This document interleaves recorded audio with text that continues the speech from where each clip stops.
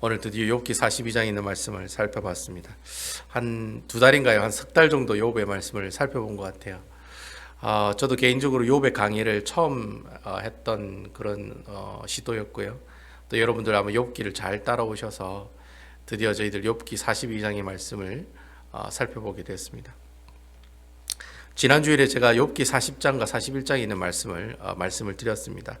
욥기 38장부터 41장까지는 하나님이 욥에게 하시는 계시의 말씀을 기록했다라고 제가 말씀을 드렸습니다.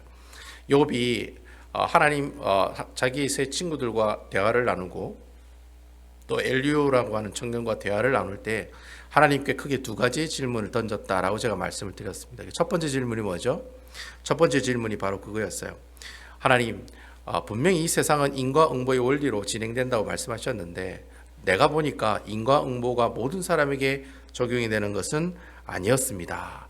왜 이렇게 인과응보의 원리가 제대로 적용되지 않습니까? 고로 주님께서 만드신 이 모든 천지만물들은 안전한 것이 아니라 뭐예요? 아주 불안전하고 불안하고 혼란스럽지 않습니까? 라고 이렇게 이야기하는 질문이 욥의 첫 번째 질문이라고 말씀드렸죠. 이런 욥의 첫 번째 질문에 하나님께서 뭐라고 말씀하셨습니까? 오히려 시원한 정답을 이야기하기보다는 욥에게 계속해서 질문을 던진다고 그랬어요. 야, 네가 땅의 기초를 누가 만든지 누가 아느냐? 야, 네가 독수리가 어디 살고 뭐 타조가 어떻게 알을 낳고 그 알이 어떻게 부화되는지 아느냐? 뭐 이런 식으로 하나님께서 무생물에 있는 모든 세계와 생물에 있는 모든 시대에 있는 모든 생물과 무생물에 관한 이야기에 대한 질문을 막 던지게 되죠. 그러한 질문에 욥이 한마디로도 대답을 했습니까? 못했습니까? 대답을 못했다는 거예요. 왜냐하면 하나님이 다 만드셨으니까. 이거 욥이 만든 게 아니잖아요. 하나님이 만드셨기 때문에 하나님께서 만드신 그 피조물과 하나님이 만드신 별과 해와 달과 그리고 바다와 궁창과 하늘이 어떠하다는 것, 그리고 따뜻하고 차고 이런 기후의 모든 현상들이 다 누가 관리하시는 겁니까? 하나님께서 다스리시고 하나님께서 통치하고 계신다. 그런 얘기를 이 욥에게 그런 질문을 던지면서 대답을 하게 된다는 거죠. 결론은 뭡니까? 내가 만들었기 때문에 모든 걸 내가 만들었기 때문에 내가 네보다 더 잘 안다는 거예요. 고로 이 세상은 혼란스러운 것이 아니라 뭐예요? 순리로 잘 흘러가고 있는 거다. 네가 보기에는 혼란스러워 보이는 것 같으나 실질적으로는 그렇지 않다. 내가 다 알고 있고 내가 다 통치하고 있고 내가 다 다스리고 내가 다 관리하고 있다는 거예요. 그러니까 너는 그거에 대해서 걱정하지 말라. 그런 식으로 욥에게 첫 번째 질문에 대한 대답을 하게 되죠. 그래서 욥이 던진 두 번째 질문의 내용은 그거였습니다. 하나님, 왜 이 세상에 이렇게 악인이 많습니까? 왜 이렇게 나쁜 사람들이 더 잘 먹고 잘 삽니까? 오히려 의인들은 핍박받고 고난받고 살아가는데 이거 참 불공평하지 않냐고. 왜 이러냐고.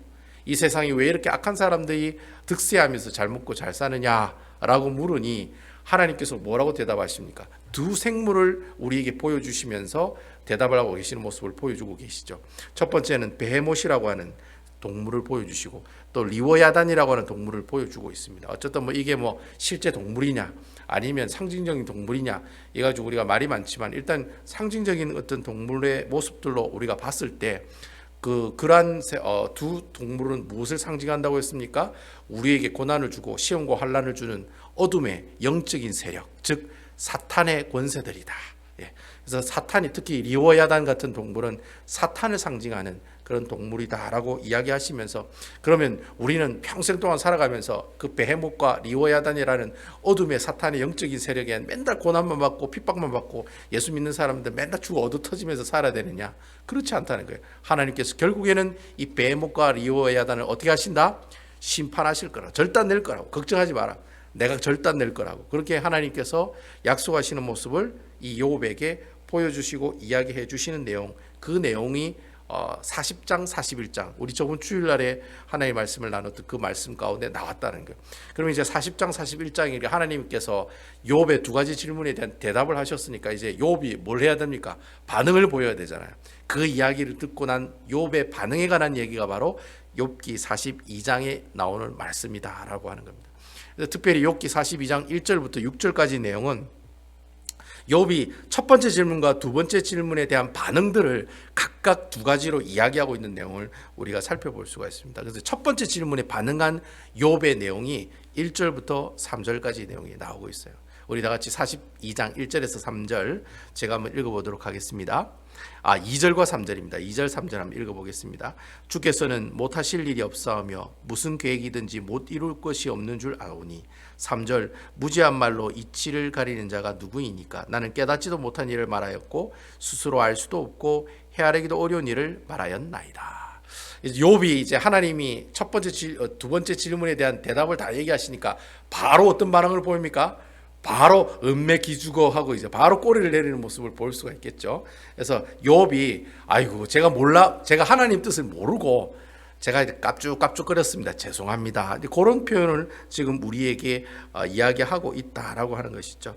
그래서 욥이 참 이 하나님이 만드신 창조 세계가 역창조의 세계고 혼란스러운 것이다. 왜냐니까 인과응보의 원리가 제대로 적용이 안 되니까. 여러분 하나님의 모든 세계는 인과응보의 원리가 다 적용이 되거든요. 근데 이상하게 안 되는 곳이 있더라는 거예요. 그러한 사실을 두고 어떻게 해요?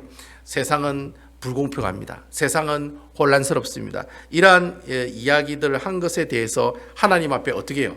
은매기주고 하나님 죄송합니다. 하나님 제가 잘못했습니다. 하나님 앞에 회개의 자리로 나가는 그런 내용들이 바로 1절과 3절의 말씀을 통해 우리에게 전달되고 있다는 거예요. 그러니까 결국은 이 욥이 하나님이 어떤 하나님이라는 걸 알았습니까? 전지전능하신 하나님이라는 사실을 알았다는 거예요. 전지전능하신 하나님이시기 때문에. 왜냐하면 자신이 만든 모든 창조물들을 일일이 다 알고 계시니까. 여러분 여기 앞에 있는 이 나뭇잎이 빨간색인 이유를 하나님께서 다 알고 계신다는 거죠. 그 전지전능하신 하나님의 그 모습들을 깨닫게 되니까, 하나님이 누구인지를 알게 되니까 그가 어떻게 해요? 하나님 앞에 바짝 엎드리며 회개하는 자리로 나가는 모습을 우리가 살펴볼 수 있다라고 하는 겁니다.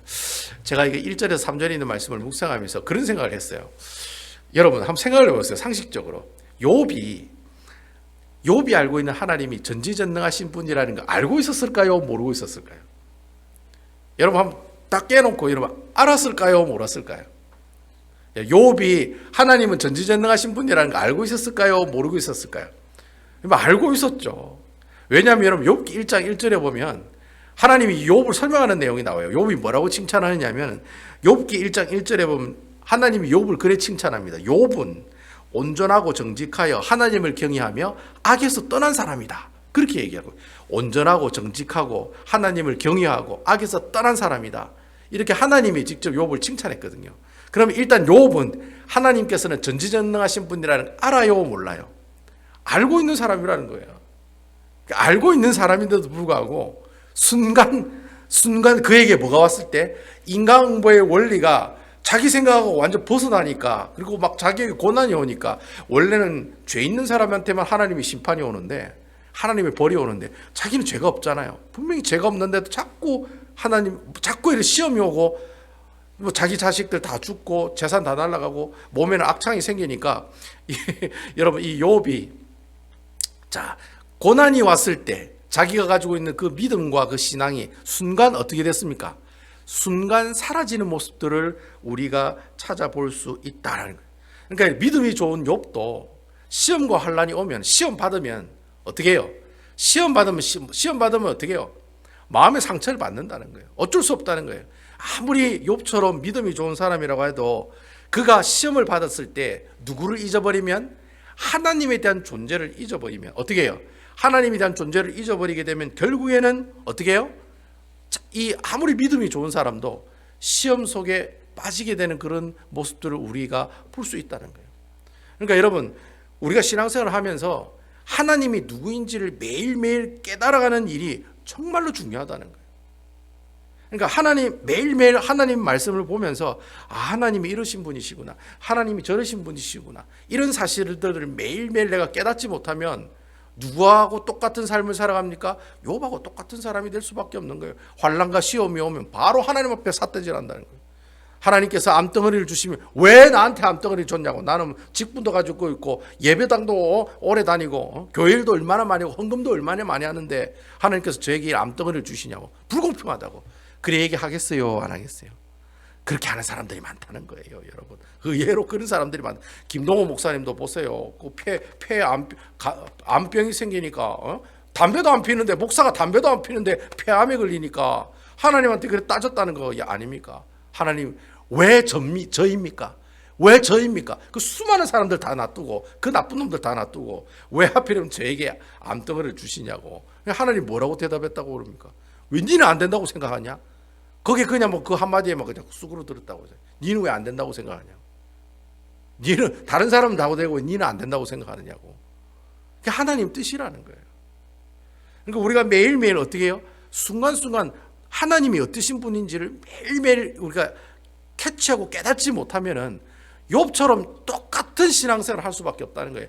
아무리 정직하고 온전하고 하나님을 경외하고 악에서 떠난 사람이라 할지라도 순간 하나님이 전지전능하신 하나님이라는 사실을 잊어버리면 욥처럼 똑같이 어떻게 해요? 하나님 탄식하고 하나님 원망하고 하나님 불평하고 하나님 이 세상 이 모든 천지만물이 이상한 것 같습니다. 왜 이렇게 빨갛습니까? 왜 얘는 이렇게 빨갛습니까? 이상합니다. 이런 식으로 하나님한테 원망과 불평하는 그런 삶을 살아가게 된다는 거예요. 그러니까 우리가 신앙생활하면서 매일 하나님의 말씀을 꾸준히 읽으면서 큐티를 하는 게 그만큼 중요하다는 거예요. 여러분 큐티할 때 제가 여러분들 큐티할 때 그 옛날에 이렇게 프레젠테이션으로 가르쳐 드린 적이 있는데 큐티할 때 처음에 말씀을 한 번 읽고 두 번 읽고 세 번 읽고 한 다음에 가장 먼저 무엇을 찾아야 된다고 그랬습니까? 오늘 말씀에 나는 하나님이 어떤 분이십니까를 찾아라고 제가 말씀드렸죠. 기억나세요? 그러니까 여러분 큐티할 때 말씀을 딱 보면 오늘 본문에 하나님이 어떤 하나님으로 나왔는지를 먼저 찾는 것이 중요하다는 거예요. 그래서 뭐 어떤 사람은 오늘 말씀에 보면서 사랑의 하나님, 질투의 하나님, 그 다음 뭐 삐지신 하나님. 옛날에 제가 대학교 때 큐티할 때는 어떤 하나님이라 적었냐면 쫀쫀하신 하나님 이래 적었어요. 쫀쫀하신. 쫀쫀하다는 말은 막 속이 밴댕이 속채보다 이만큼 너무 하나님 속이 좁으셔가지고 이랬다가 저랬다가 하신다고. 그래서 하나님을 쫀쫀하신 하나님이라. 좀 복을 주려면 팍팍 주시지. 하나님께서 복을 팍팍 줍니까? 아니면 조금씩 줍니까? 조금씩 주세요. 여러분 대박 터지는 복을 누가 주십니까? 여러분 그래 주는 받는 사람도 있긴 있어요. 대박처럼 확 터지는 사람도 있어요. 갑자기 사업을 했는데 막 돈이 막 그냥 막 돈을 막 긁는다고 그러잖아요. 여기 계시는 분들 다 경험하셨잖아요. 긁는 때가 있었어요. 그죠? 그런 때가 있다는 거죠.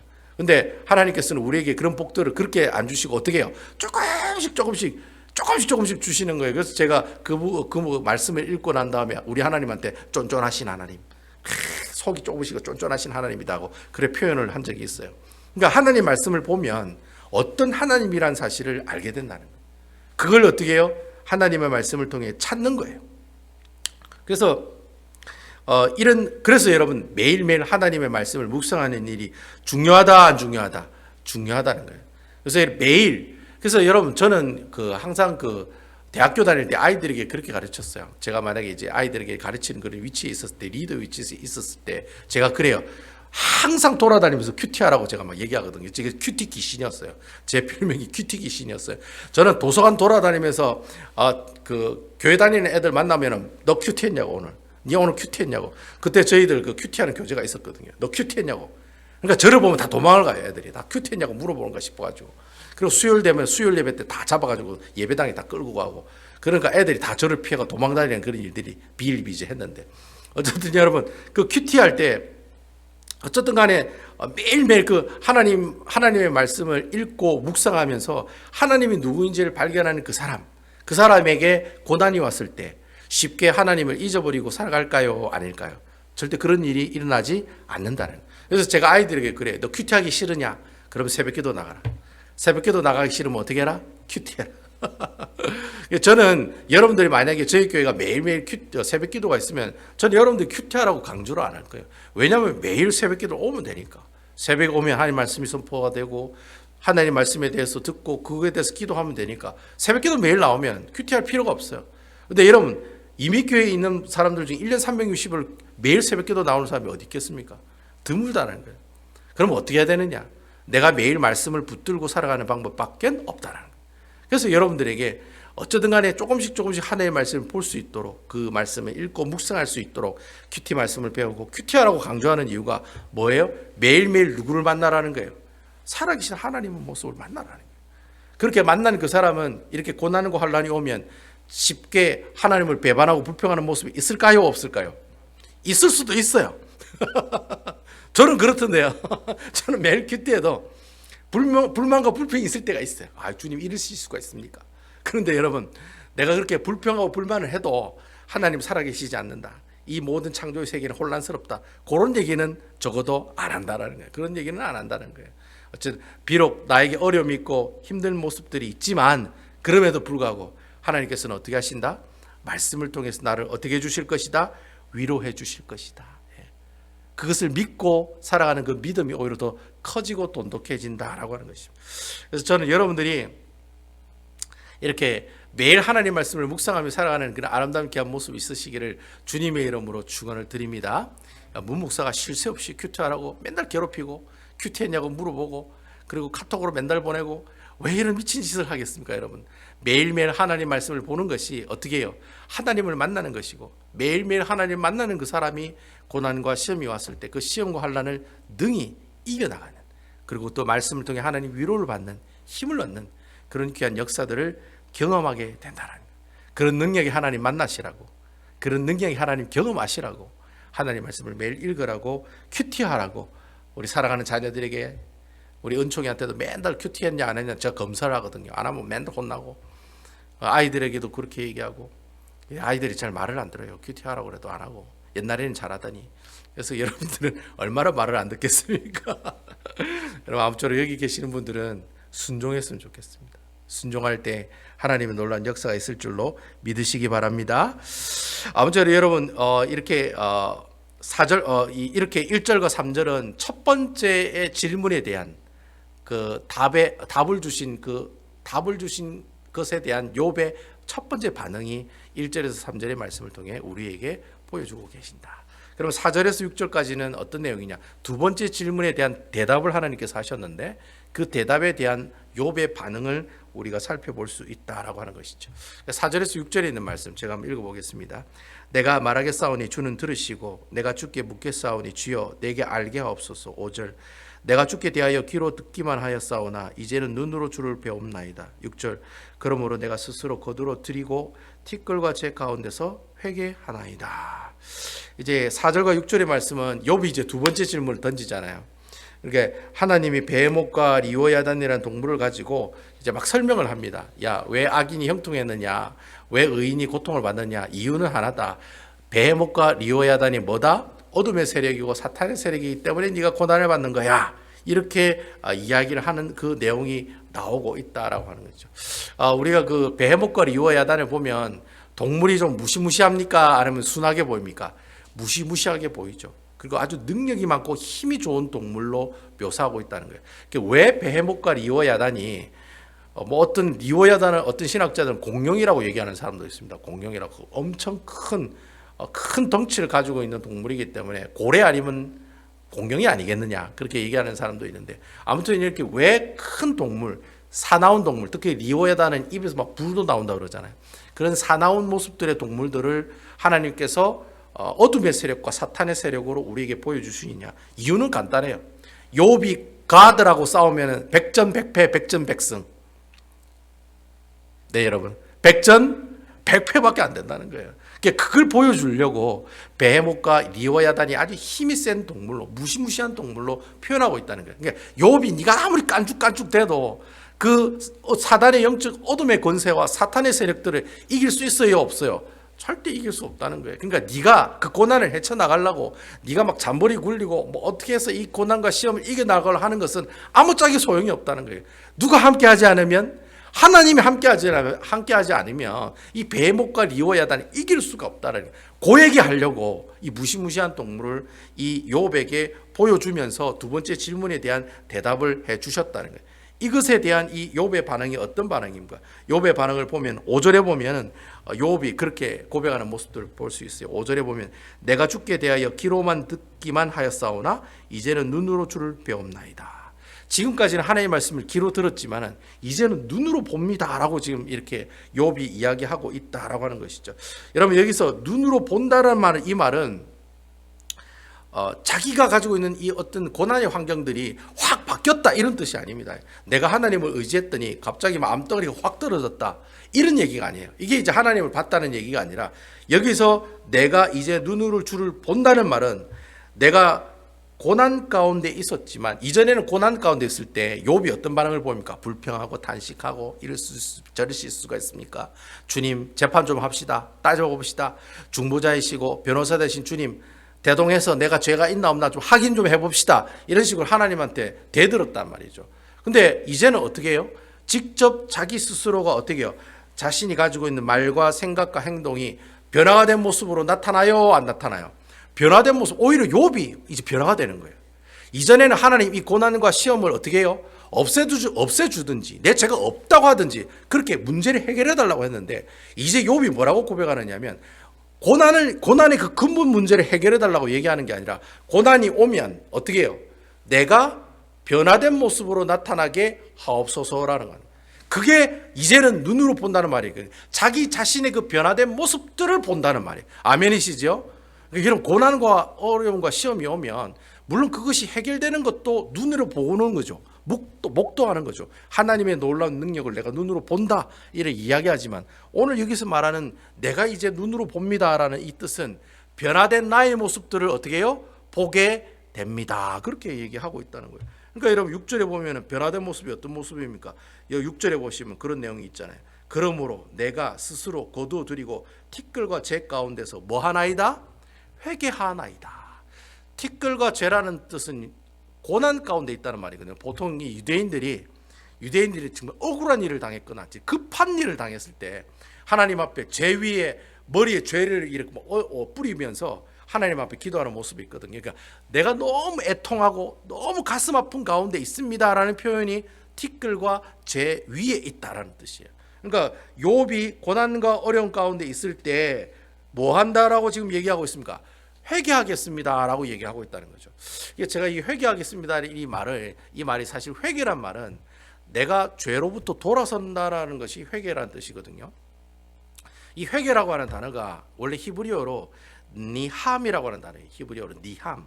근데 이 니함이라는 단어가 욥기에 보면 한 10번 정도 사용하고 있어요. 니함이라는 단어가 욥기 한 10번 정도 사용하고 있는데 근데 그 10번 사용한 니함의 그 뜻이 회개하다라는 뜻으로 사용되지 않고 있어요. 10번이 다 무슨 내용으로 사용되고 있냐면 위로받다라는 뜻으로 사용하고 있어요. 그러니까 니함이라는 단어가 회개하다, 돌이키다 이런 뜻도 있지만 위로를 받는다라는 그런 의미도 가지고 있다는 거예요. 이 단어의 의미가. 그러니까 결국 저는 이 구절이 회개한다는 말보다 어떤 말이 더 좋아요? 위로받는다는 말이 훨씬 더 우리에게 좋게 들리는 해석으로 보일 수 있다는 거예요. 그러니까 여러분 한번 보세요. 그러므로 내가 스스로 거두어드리고 티끌과 재 가운데서 뭐뭐 받나이다? 위로 받나이다. 저는 오히려 사실 티끌과 재는 고난이거든요. 고난 위에서 하나님 앞에 회개한다는 표현보다는 고난 가운데 있는데 하나님이 나를 어떻게 하셨다? 위로 받았습니다. 예. 그러니까 여러분 이전에는 고난이 오면 이씨 하고 이렇게 나올 수 있다는 거예요. 사람이 고난이 오면 오 마이 갓 하고 이런 얘기가 나올 수 있는데 지금은 고난이 오면은 어떻게 해요? 하나님께서 나와 함께 하시는 것에 대해서 할렐루야. 하나님 저와 함께 해주셔서 감사합니다. 그게 위로받는 거잖아요. 욥이 그렇게 어떻게 해요? 변했다라는 거예요. 이게 바로 이제는 하나님 말씀을 귀로 들었지만 지금은 뭘로 보는 거예요? 눈으로 내 자신이 변한 모습을 내가 직접 보게 된다는 거예요.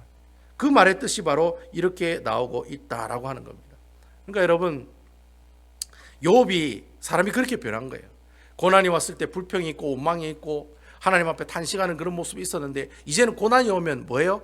하나님의 위로를 본다는 거예요. 여러분 이게 대단한 거 아닙니까?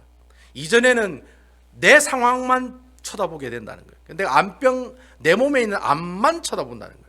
그러니까 탄식이 나올 수밖에 없고 내가 왜 이렇게 살았을까? 내가 왜 이렇게 죄를 많이 지었을까? 내가 왜 이렇게 잘 못 살았나? 그래서 막 사람이 막 쪼그러들고 그렇게 어떻게 낮은 자존감으로 살아가게 된다는 거예요. 근데 실질적으로 내한테 암이 오면 어떻게 해요? 오히려 더 하나님께 감사하고 영광을 돌리고 오히려 이 암덩어리 때문에 뭘 받아요? 위로를 받는다는 거예요.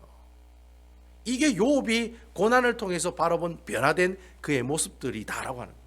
그러한 내용들이 오늘 1절부터 어떻게 해요? 6절의 말씀을 통해서 욥이 첫 번째, 두 번째 질문에 대한 하나님의 답을 해주셨는데 그 답에 대한 반응을 어떻게 해요? 욥이 하나님께 지금 보이고 있다라고 하는 거예요. 아 그렇군요. 전지전능하신 그 하나님, 나와 함께 하시는 그 하나님, 내가 그 하나님 순간 잊어버리고 있었네요. 뭐 이렇게 하나님께 반응하고, 두 번째는 뭐예요?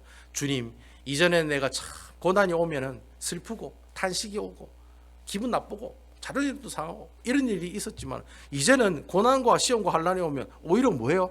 하나님의 위로를 받습니다 라는 고백이 나오고 있다라고 하는 거예요. 그러니까 욥이 엄청나게 많이 바뀐 거예요.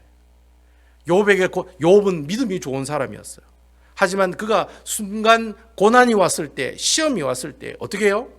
눈 돌아가죠. 자식들 없어지고 뭐 재산 다 날아가고 자기 몸에 악창이 생겨나고. 여러분, 눈 안 돌아가는 사람이 없겠습니까? 아무리 믿음이 좋아도 그 정도 시험이 오면 휙 돌아갈걸요. 아마 하나님 자기 입술로 고백하는 것 외에도 그 욥의 마누라처럼 어떻게 하나님을 저주하고 죽으라, 아마 그렇게 얘기할 수도 있을 거라고요. 근데 그 욥이 지금은 어떻게 바뀌는 겁니까? 오히려 이 고난과 이 아픔과 이 시험 때문에 제가 무엇을 받습니다? 하나님의 위로를 받습니다. 그렇게 욥이 지금 바뀌고 있다는 거예요. 자, 욥이 이렇게 바뀌었으니까 하나님이 복 주실까요? 복 안 주실까요? 복 주시는 내용이 7절부터 마지막 16절 내용까지 쭉 이제 나오는 거예요. 근데 여러분, 7절부터 16절까지 여러분 나중에 집에 가서 한번 읽어보세요. 읽어보면 신기한 내용이 나옵니다. 어떤 내용이 나오냐면, 제가 이전에 하나님께서 우리에게 복 주시는 순서가 있다고 그랬죠. 처음에는 뭐가 있다고 그랬습니까? 모통 쓰리통이 있다고 그랬는데, 처음에는 무슨 통? 신통. 그 다음 두 번째는 인통. 그 다음 마지막에는 물통. 예. 여러분, 우리가 하나님께 복 받는 순서는 처음에는 신통이에요. 하나님과 나의 관계가 어떻게 해요? 회복이 돼야 돼요. 그래서 여러분, 오늘 이 말씀을 보시면 이 욥이 복을 받는 순서가 신통, 인통, 물통입니다. 여러분 딱 보시면. 그래서 여러분 7절에서 12절에 보면은 처음에 7절부터 12절까지 말씀을 보면은, 지금까지 내용을 보면은 사실 여러분 지금까지 내용을 보면 욥이 하나님과의 관계가 회복되는 거예요? 회복되지 않는 거예요? 회복되는 거잖아요. 금방 제가 1절부터 6절까지 내용이 다 무슨 내용이에요? 하나님과 욥의 관계가 회복되는 거잖아요.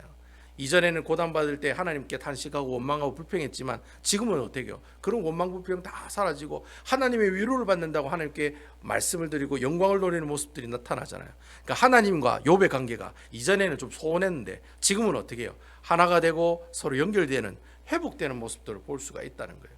그러니까 욥이 하나님께 복받은 첫 번째 비결은 하나님과 욥의 관계를 회복했기 때문에 가능했다는 거예요. 두 번째는 여러분 12절부터 17절까지 내용이 나오는데, 거기 7절부터 12절까지 내용이 나오는데, 그 내용이 무슨 내용이냐면 사람과의 관계를 하나님께서 회복해 주신다는 거예요. 그러니까 우리가 복받는 가장 첫 번째 비결은 하나님과의 관계가 회복되는 거고, 두 번째는 뭐예요? 욥이 주위에 있는 친척들과, 그리고 욥의 세 친구들 엘리바스, 빌닷, 소발, 이 세 친구가 서로 어떻게 해요? 서로 어떻게 해요? 화해하고 하나님 앞에 번제를 드리는 그런 인간적인 관계의 회복들이 먼저 나타났다는 거예요. 그러니까 항상 하나님 관계가 먼저 회복이 되면 그 다음 어떤 관계가 회복이 돼요? 인간의 관계, 인통이 이루어진다는 거예요. 그때 인간적인 관계가 회복된다는 거예요. 사람의 관계가 먼저 회복되고 하나님과의 관계가 회복되는 게 아니라, 항상 순서는 하나님과의 관계가 먼저 회복이 돼야지 사람과의 관계도 어떻게 해요? 회복이 된다는 거예요. 그리고 마지막에 12절부터 17절까지는 무슨 축복을 주십니까? 그제서야 물질의 축복을 준다는 거예요. 자녀가 7명, 3명, 뭐예요? 여러분 보면 아주 하나님께서 축복을 빵빵하게 해주잖아요. 양만 4천이요, 낙타가 6천이요, 소 1,000개리와 암나귀 1,000을 두었고. 이전에 욥이 가지고 있었던 그 모든 재산들보다 어떻게 해요? 거의 배나 불어나는 물질의 축복들을 하나님께서 허락해 주셨다. 제가 이 모습들을 보면서 복 받는 순서도 이렇구나.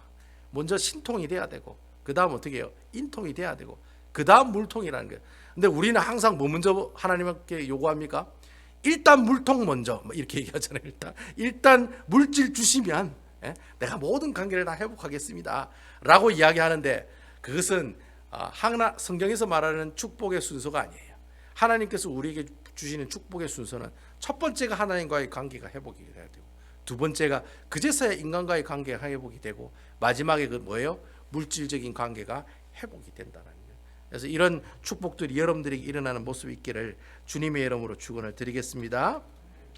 자, 오늘 이 말씀을 보면서 참 이 욥기를 이제 드디어 마무리하게 되었는데요. 저는 참 이 고난이라고 하는 것이 사실은 우리 삶을 파괴하는 요소가 될 수가 있거든요.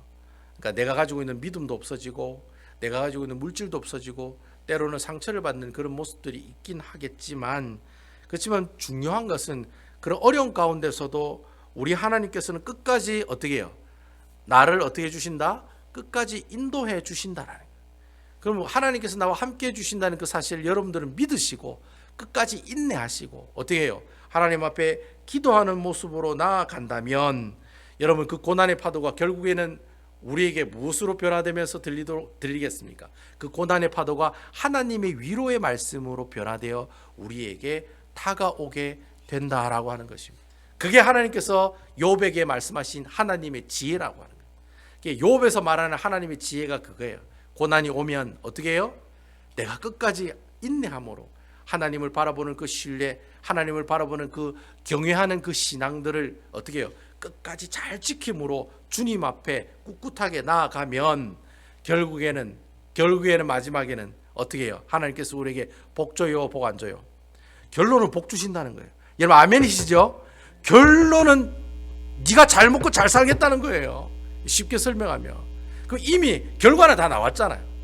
네가 이렇게 하면 이렇게 해주시겠다고 결과가 다 나왔잖아요. 하나님께서 주시는 욥의 축복들이 다 나왔잖아요. 그러한 놀라운 결과가 동일하게 우리에게도 어떻게 된다? 하나하나 적용이 되고 전달이 된다라고 하는 것이죠. 욥의 말씀을 마무리하면서 여러분들 그런 은혜를 받아야 돼요. 마지막은 이기네. 아멘. 마지막은 이기네. 내가 지금은 어렵고 힘들고 참 좀 거시기 해도 어떻게 해요? 마지막은 이기네. 그래, 끝까지 가보자. 어쨌든 굳게 하나님 믿는 그 믿음의 신앙 붙들고 기도함으로 인내하면서 다 가보자.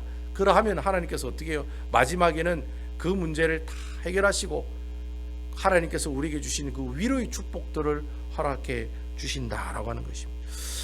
비록 내게 고난이 오지만 그 고난 가운데 정말 하나님의 위로를 충만하게 받아서 정말 여러분 이 욥이 받은 이 위로의 축복이 여러분들의 축복으로 나타나는 모습이 있으시기를 주님의 이름으로 축원드리겠습니다. 고난과 시험과 환난의 끝은 실패가 아닙니다. 분명한 성공입니다. 아멘이시죠? 이 사실 굳게 믿고 나가시는 여러분 되시기를 주님의 이름으로 축원드리겠습니다.